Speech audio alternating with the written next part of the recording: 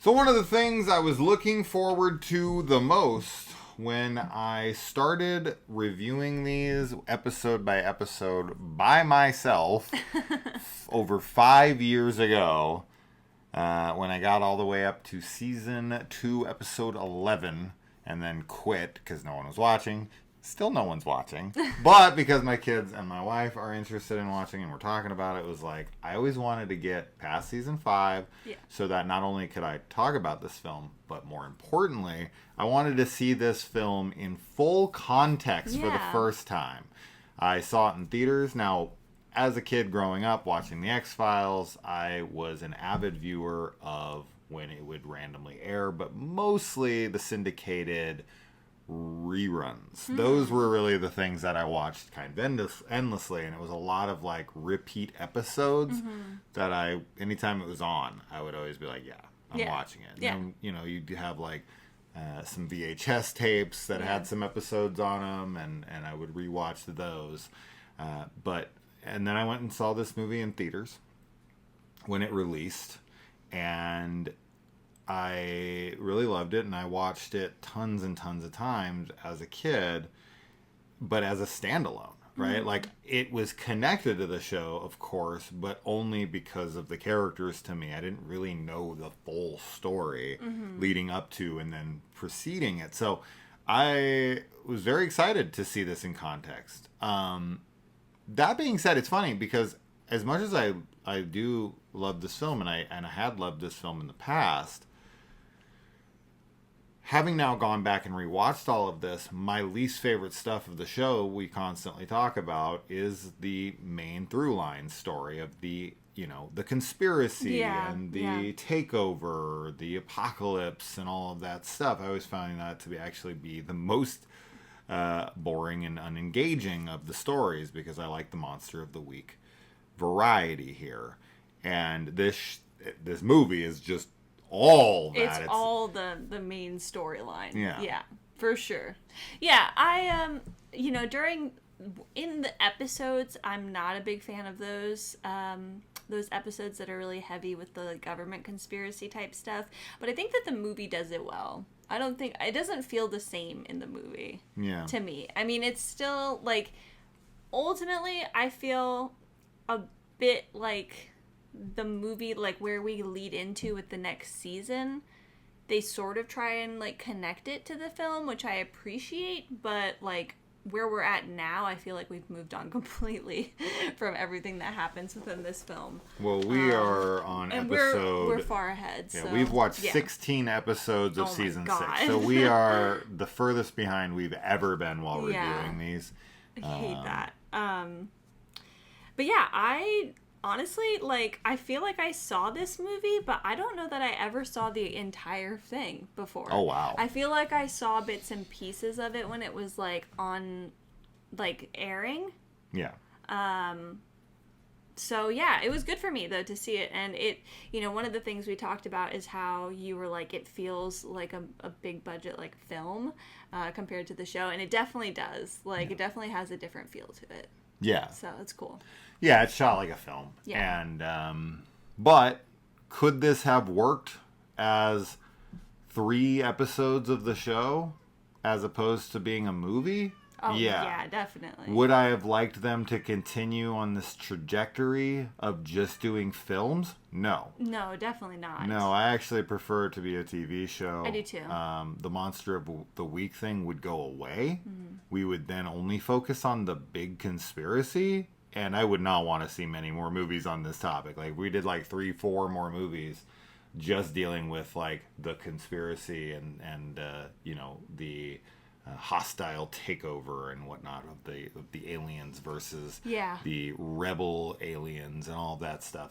We basically get the conclusion to this film and this storyline in the double part episodes Two Fathers, One Son, which we'll discuss here in the future. But for now, we're going to fight the future and discuss this film. Yes. So this starts a few years before the last time we were here. Just a couple years. Just 35,000 years BC. and we get a caveman versus aliens. And man, are these aliens different than something we've seen in this show thus far. They're scary. This is like definitely for film, right? They're like, we need to make the aliens like, because what we've seen of the aliens in the X-Files, they look very, aside from like the rebels or whatever, like the creepy faceless people or faceless aliens, like the traditional alien that we've seen, they look wimpy.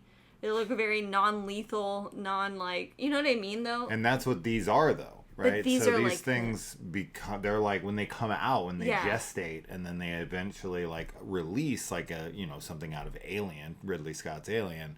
They are ferocious. They're like lions in reverse. Like lions are born as little cubs and they're cute and they're cuddly and they're not really dangerous and you can play with them when they're small. But then when they grow into these, you know, wild cats, they're vicious and they can kill you, of course. And these things are like reversed because they start as these monstrous creatures that seem to be able to rip you apart and are very aggressive, and then they like rip out of those things and are like the like kind of more innocent aliens underneath. Yeah, that's a good point. Kind of weird. That's a good point. Mm-hmm. So it's almost like they protect themselves in their infancy until they're like advanced enough to have the intellect to protect itself with its brain versus its physical prowess. The 35,000 BC is kind of funny, though, that we, like, have to start that far back. Well, I told my kids, I was like, you're not going to believe when this starts. And they were like, what, like 5 years in the future? And I was like, no. And they're like, maybe, what, like the past couple years? And I'm like, a couple. Yes. Yeah, they did not guess this. But this, I mean, you want to talk about the original X-File. Yeah, I mean, this poor caveman. I don't think you get more original X-File than this episode or this movie. So yeah, we get the kid who falls through the ground into the caveman's final resting place. This is notably the actor from Fast and the Furious Tokyo Drift. It is. Yeah, it is. Who I'm not a fan of his acting in the later movies. In this, he doesn't really have a lot. These are kids with like southern drawls to them. Like yeah, they are in Texas, so they all have southern drawls. I feel like this is more southern than Texas, though. I do too. The accents feel like they're, I don't know, deeper. They're like Deep Mississippi. South? Yeah, I agree. I'm like, I mean, this ain't Texas. Texas has like a very specific accent. Texans do, I feel. Like they definitely have a southern accent to an extent, but it's like a Texas southern. My friend Callie was from Texas, and she had a pretty heavy southern accent, but this was even heavier. Yeah, I agree. I think this one sounds like deep south. Yeah. For sure.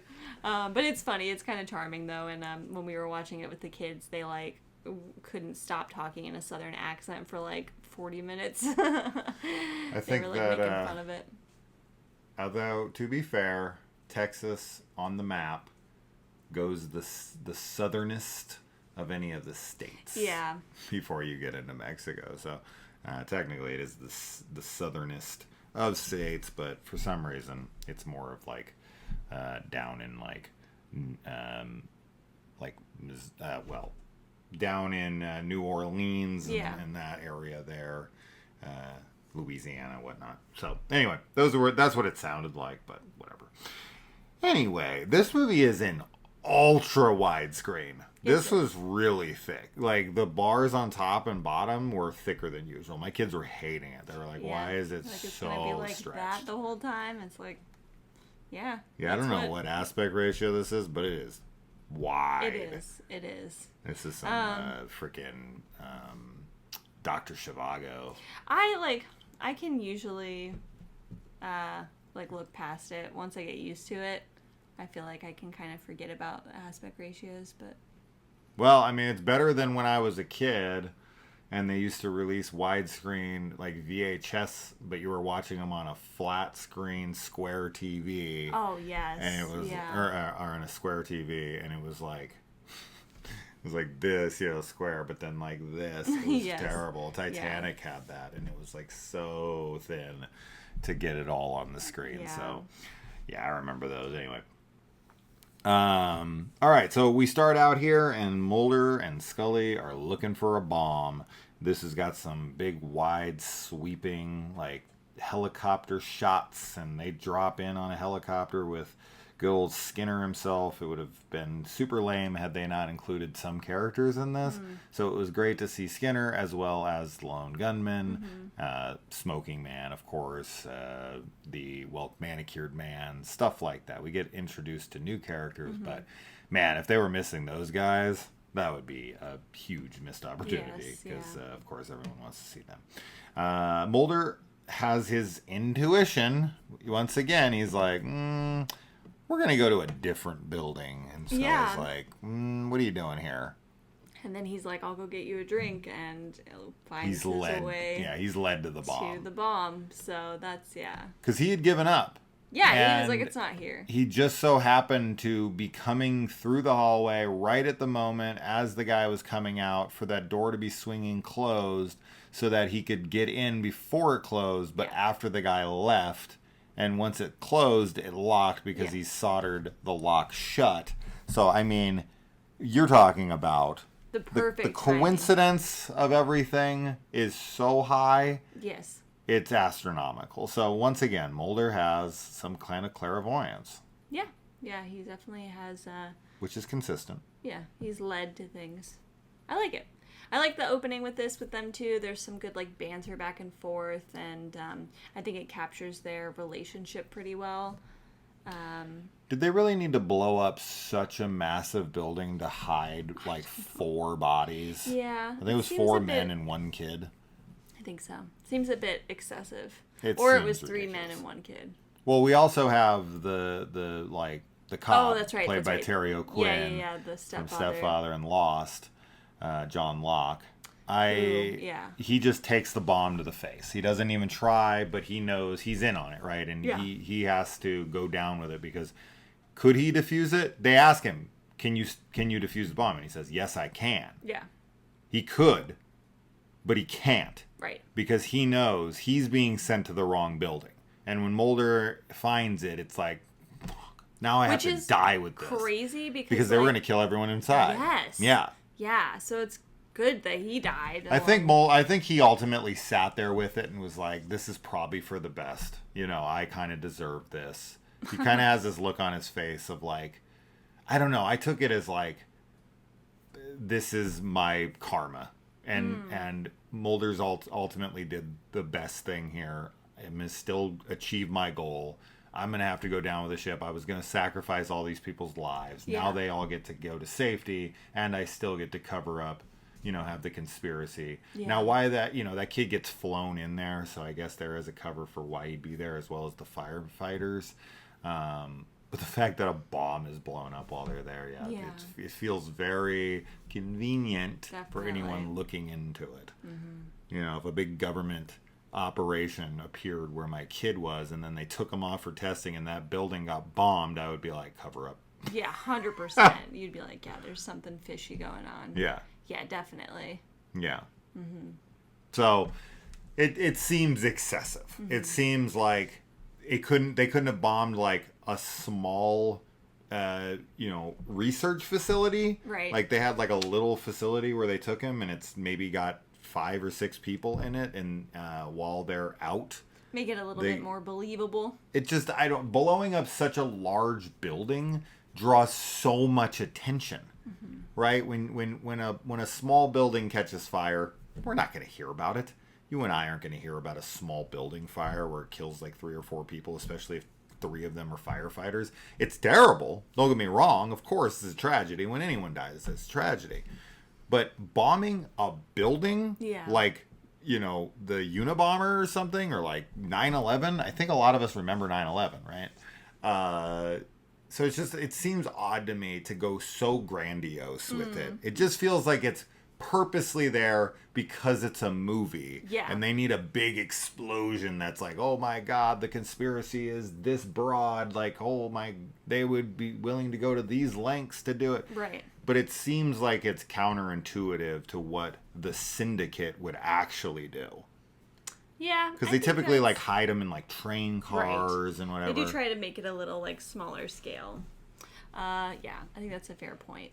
Draws too much attention. This is definitely just for the movie. 100%. Like, we gotta explode a building. There's actually a lot of explosions in this movie. Yeah.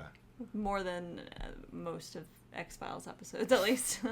Sure. I mean, we obviously get some. We get the oil field one blowing up. Yeah, and the guy's like trying to get rid of that device. We or get whatever. a few in the show, but this is definitely a very theatrical feeling. So. Yeah, they got to throw in the bombs for the movie. Yeah, it is what it is there.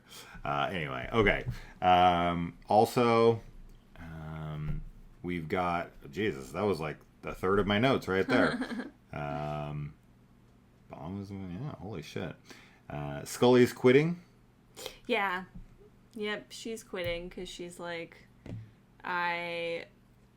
what is the reason that she gives? Well, she's like, she talks to him about being like wanting, like how she went to med school and stuff, like took a chance. But she's had this conversation before about how she like kind of rolled the dice with whether or not she would be able to like save people and make a difference in the FBI. Well, the X-Files are shut down. It's over. But now that the X-Files are shut down, she's like, I don't really see the point of being here in the same way, which is like a She doesn't want to work without thing. Mulder. Yeah. And she doesn't want to, like, she's become obsessed with these as much as she doesn't want to admit it. But this is something that is only for the film, because once we're back in the show and they start getting put on, you know, obviously spoilers for the show when it starts back, but the X-Files gets reopened and they're not on it, and she starts doing like the grunt work in like the FBI, and she's still working and she's still doing it and she's still like trying to like show up every day and do her job. So I feel like her whole like spiel about that stuff in the film is purely for the drama of the movie. Yeah. And yeah, I do think that it kind of misrepresents Scully's character a little bit, actually. I feel she like kind of goes through this in the TV show though as well. She does kind of, but I just think that like if you were to like be somebody watching the film having never seen the show, which would be kind of crazy. But like let's say you'd only seen say you'd only seen like a couple episodes or hadn't seen any, like I do feel like you just get a different impression of Scully than you get from like her character in the show. Yeah. She doesn't come across as like hard science as she does in the show, in this film, I think. She's a little softer, and I feel like that was intentional to make her more like palatable or likable for like a wide audience, because I think a lot of people would have wanted to see like her as the love interest, like because they do that for the film, which is also great because like they are love interests in the show, but it's a very like unsaid. It's like a very slow burn romance in the show, to say the very Slow. least. And so much more happens in the film than happens like in the show for up until this point, it feels. So it's like that's also 1,000% because they wanted a wide audience to be able to like, you know, definitely pair them together. So that's kind of funny too. Speaking of funny, we got Fox Mulder pissing on a Independence Day poster. Yes. Yeah, it is funny. I thought that was funny, even though Mulder claims he doesn't watch these types of movies because they ask him about Men in Black and he's like, I didn't watch it. Yeah. But you would think, he's like, that's my life, bro.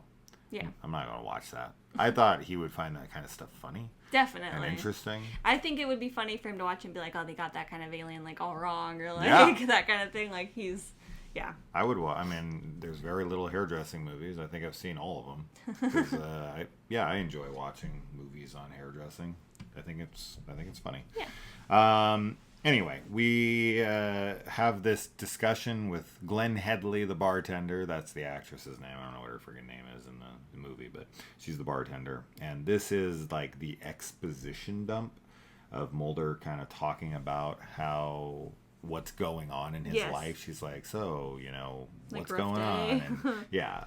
And he's like, I'm a government agent that's contact, you know, whatever. He gives the whole rundown of like season 1 through 5. Yes. And she's like, okay, 86. And he's like, all right, gotta go, I guess. Yeah. And then this is when he runs into, I think his name is Kurzweil, played by Martin Landau, who is this writer who kind of puts him on to the whole thing. And what sets him down this path, and he ends up getting killed and thrown in a trunk. Yeah, that's really messed up. The kids made a good point when we were watching this too. Like that whole bar scene, like Mulder doesn't drink in the show. In fact, in the episode, with the whole like astrological like thing that's going on, and he starts drinking in that episode, and he like explicitly says to Scully like, "I don't drink." But he gets... So I think that's a good point that the kids made about, like, why is he drinking? Like, we never see him really, like, drinking in the show at all. But, I mean, you could argue, like, he's having a bad time of things. So he is kind of maybe doing something he wouldn't do. But I actually also do think that that's another thing that's specifically for the wider audience. Because more people would relate to him going to the bar because of his work. Yeah. You know? So... I mean, he doesn't not drink. We've seen him drink. He just doesn't make like it's not a thing that we see him do often. If we have seen him, the person that I would see drinking at a bar more would be Skinner, for sure. Well, yeah, he picks up prostitutes and wakes up with them dead. Skinner's a crazy man. He's got a wild life. Yeah. Yeah, so it uses the body as a host, much like Alien, as we talked about. But in this one, the bodies become kind of transparent and see-through, almost like it's not the president, it's like for Secretary of State or something in the first X-Men movie. I can't remember, but he becomes like this gelatinous see-through thing. Also reminds me of a future episode that we just watched where this also happens with something that's using a body as a host as well. Which is like this hurricane episode that we just watched today. And they also have transparent liquid-like body structure. So it's a cool effect.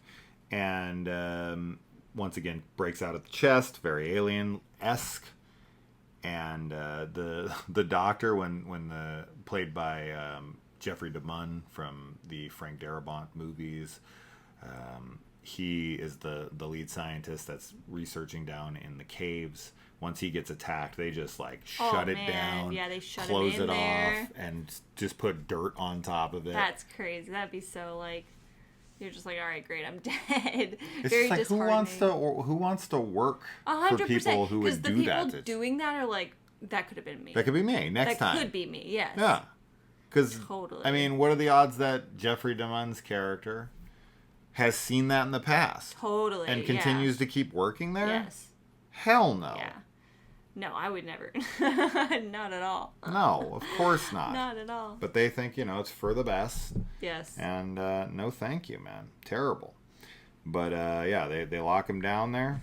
And, this is all about the colonization. Yes. But now they have an issue because this thing has mutated, and they are not sure if the vaccine that the Russians had created in a previous episode, the one where they were working on Mulder with Krychek and everything, and trying to get that vaccination to work, and then they achieved it finally with Laurie Holden's character. She's the first one who had a successful vaccination to the oil in her body, pushing it out, which we get a conclusion of later in season 6. But they're worried that the vaccine won't work, but it ends up mostly working. I mean, this is what Mulder takes down into the ship, injects it into their tubes, and it fucks the ship up, and they're like, we're out of here. Yeah, I think that's probably like the best part of the film, honestly, is when he gets to, it's Antarctica. Like, all of that, you made a really funny joke about them being like, we just have to tell Mulder that, like, Scully's out in the middle of Antarctica and he'll go, because we were laughing because the, like, snowcat or whatever that he's driving has, like, no gas. Yeah. So it's like, what's his plan? He's going to get out there, if there's get nothing her, there. and then how is he supposed to get her back? Or even, very funny. Anyway. Yeah, he's got no game plan. In fact, I don't know. How does he get her back? They, I think they take another one. Oh, wait, no, they don't. No, they don't. I'm sorry. I don't know why I said that. They get rescued, I guess, because they... Anyway, we'll get to that point. But, like, I like this whole sequence of him on the alien ship on the alien ship and like going through all these like dark tunnels with all of the snow. I mean, he would be totally frozen. He has like no gloves on too at one point, which is really funny because it would just be way too cold for him to be out there like dressed as he is. But I think it's scary. I think you actually have somewhat of a draft from that really? fan over there, and I have none. It's hot. It's we have super to turn hot our AC right here, off. and then when I lean here, or if I'm like kind of like leaning in, listening to you, I can start to feel some of the air, and I'm like, oh, you have a cool section over here, and I'm sitting in the sweat area. This is why Kaylee refuses to sit on this side. Now I know. No, it's not. Now I know. Anyway, we'll hurry it up. We're almost done anyway. I just like everything on the ship. I think it's very exciting. We've jumped ahead.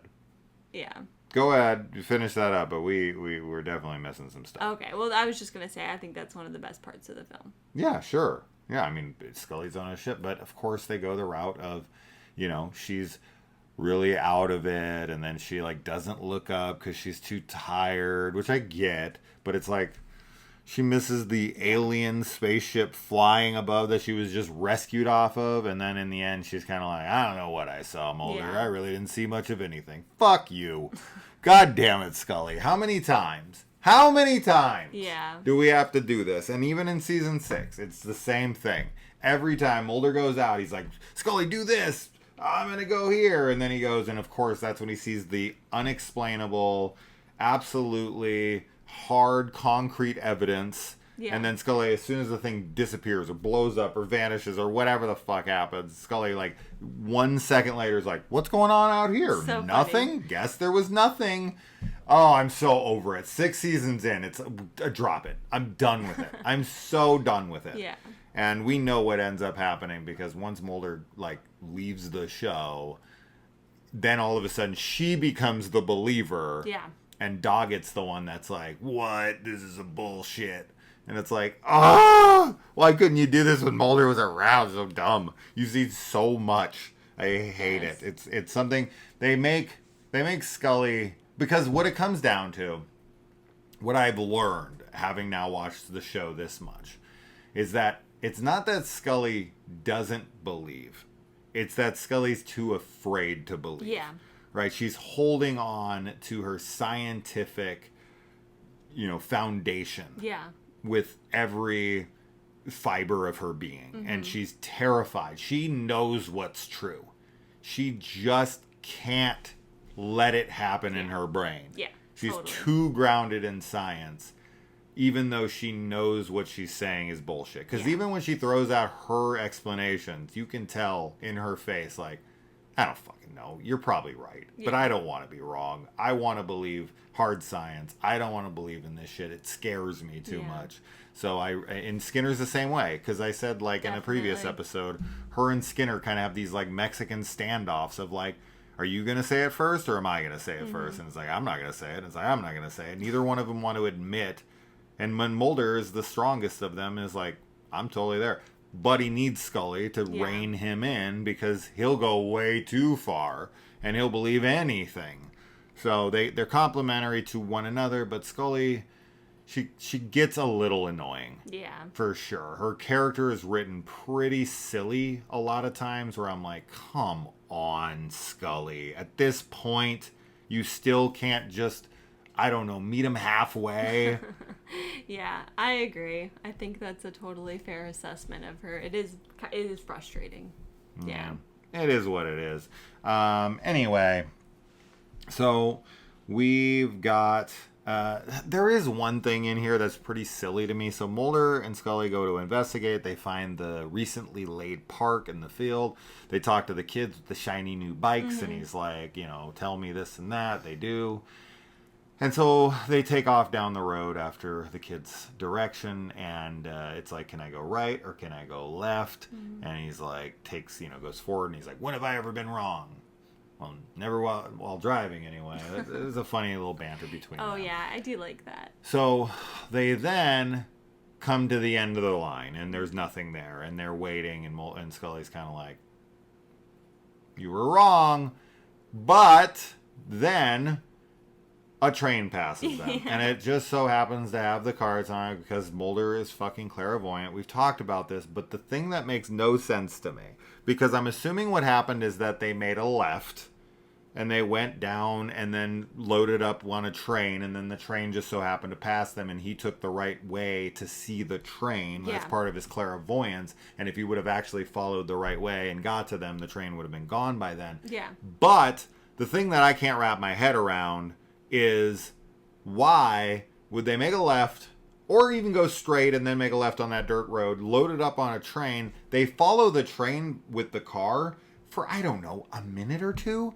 And as soon as they get over the ridge, they see that it's going to a building Yeah. that's a mile away. Yeah. Why would tankers, and it just so happens to be right next to where this happened, why would these trucks take them to a train over here to load them all up, to take them off the trucks, to put them on a train car, and then train them into a place that's like 2 miles away? Yeah, that's a good point. It makes That doesn't make sense. zero sense to me. Yeah, I never noticed it didn't think before about this that. viewing, but Yeah. I was like, it's only going right up the road. Why would you load it onto a train? Why wouldn't you just drive the trucks there? They're right there. If you put them on a train, it's to cut down on the train because you're so many trucks, at once, and it's taking it there hundreds of miles. A road that goes there? Maybe not. That would be pretty much the only explanation. Because they don't drive their car. They drive it up to this lookout spot, and that's where they see the facility. Mm-hmm. And then they climb down and cross this open deserty area to get to it. Cornfields. Yeah. They bring back the corn, which his sister. Because they go inside initially, right? Mm-hmm. They get inside, and that's where the bees are. The big boobs? Oh, yeah, the big boobs. We were laughing at how they look. But they get inside, and the bees come out, and one of them gets caught in Scully's, collar. That damn bee. Crazy that she doesn't get stung sooner, because I'm like, it's just hanging out No, there. It waited. It waited for the worst. Waited until the worst possible time. The most inopportune moment. Yeah, I think that the answer to that is just that there's no roads that lead there. So that's why they had to load them onto the train. That's the only explanation, but they probably should have put roads. And if there are any cars that get there, they're trucks and off-road stuff, not I guess semis. If they put a road, but then how does anyone get there? They have to go by train always? Or they get flown in and they just stay. And they get flown in. That's fine. That's fine. Yeah. It just is very coincidental that it just so happens to be right by the site, and that the train yard is right there, then to go in. I don't know. It all feels very convenient. It doesn't matter. Moving on from that, Mulder, Scully, this close. Yeah. This close. This is to the first kiss. His big little speech. You keep me honest. Yeah. It's good. It's a really great moment. The way she looks at him. Yeah, just everything about it is all very sweet and very wonderful, and they are literally about to kiss. And then she's like, something's wrong. Or she gets stung and then starts telling him that something's wrong. And that's all really scary because she just she falls down and is like, my heart beats thready and all this stuff. And it's like, she's being very medical about it, which is good because she's trying to explain to him this isn't what I should be feeling, from a bee sting. Yeah. So, but it is so awful that it gets interrupted. It sure is. Yeah. Because, of course, we want them together. We do. Super annoying. Then we get the lone gunmen. They show up, and they come in, and Mulder gets to use Byers, which I didn't even realize this until we were just driving the kids home last week. Byers' real name is John Byers, so Jonathan Byers. Like Stranger Things. Yes. So I was wondering if they happened to name him after them. Yeah. So. But anyways, Byers, Langley, Frohickey show up. They have their little cameo, and then Mulder gets to sneak out with them pretending to be Byers, and Byers sits in his bed and wears his headgear for him to confuse the guard looking over him. So cute little cameo. They don't do much, unfortunately.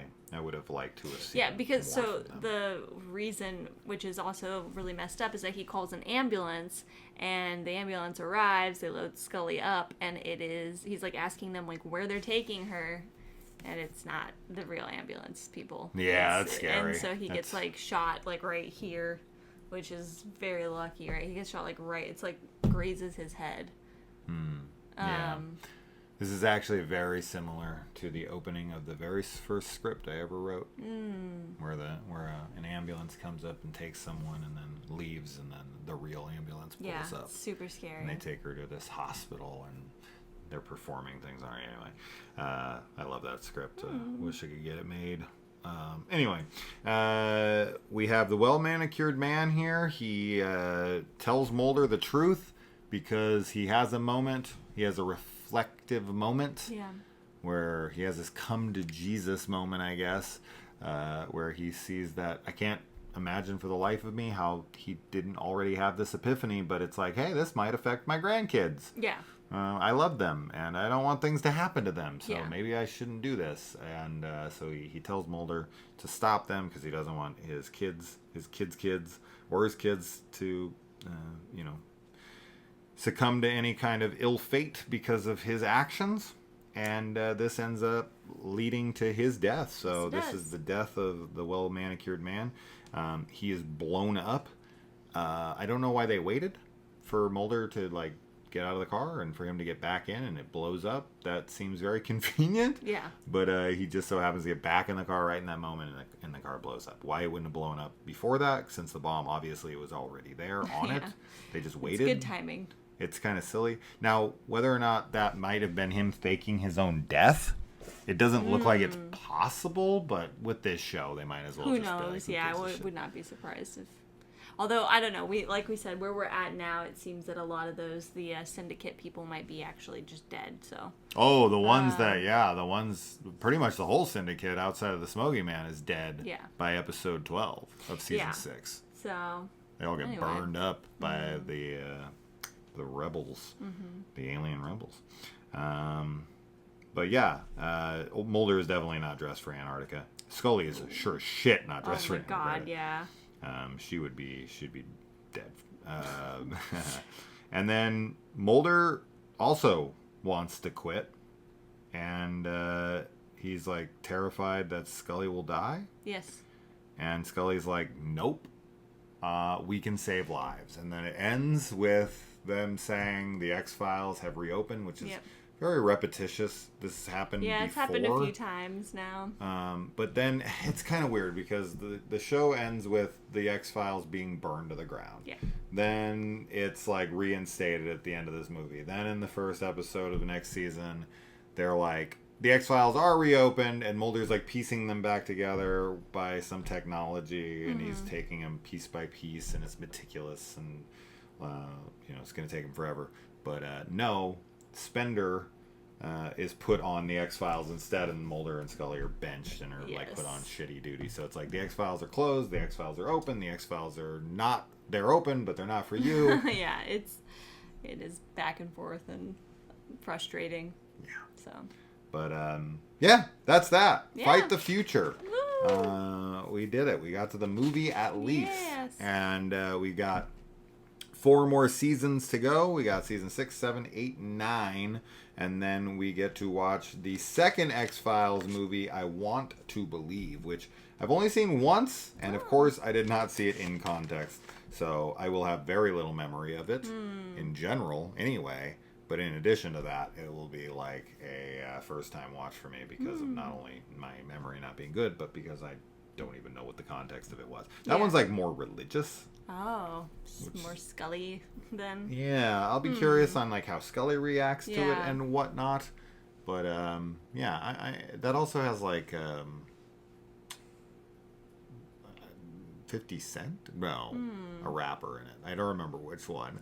Oh. But anyways, I have very little memory of that film. But so far, 16 episodes in to season 6, much better than season 5. Oh yeah, this has some crazy classic episodes. 6, yeah. 3 of them are super iconic to me, which is Arcadia, Monday, and the Ghosts That Stole Christmas. Fucking love that episode. That's a fave. That might be my favorite episode we've watched. Is the Ghost That Stole Christmas. That's everything I want in an X-Files episode. I really like the Queen Anne episode. That one I thought is really, really good. Oh yeah, World War II ship. Yeah. So that's that. Anything more? Nope. I think that's all for now. All right. So next we will obviously be moving into season 6, and we will see you there. What do you guys think about this movie? Let us know. When did you see it? Have you ever watched it in context with the show? Did you first see it having watched it with the seasons as they aired? I'm very curious on everyone's experience with the film. If they watched it when it came out, or just recently, or never at all. But I do feel like this video is going to get way more views than any other X-Files video we discussed. Because it's the film. But I feel like unless you followed this on, followed us on this journey, this video is not going to be as interesting. Yeah. Because we're mostly talking about our experience with the show with too. the shows in general. So we'll see. Yeah. But let us know. We'll see you in the comments. All right. Bye.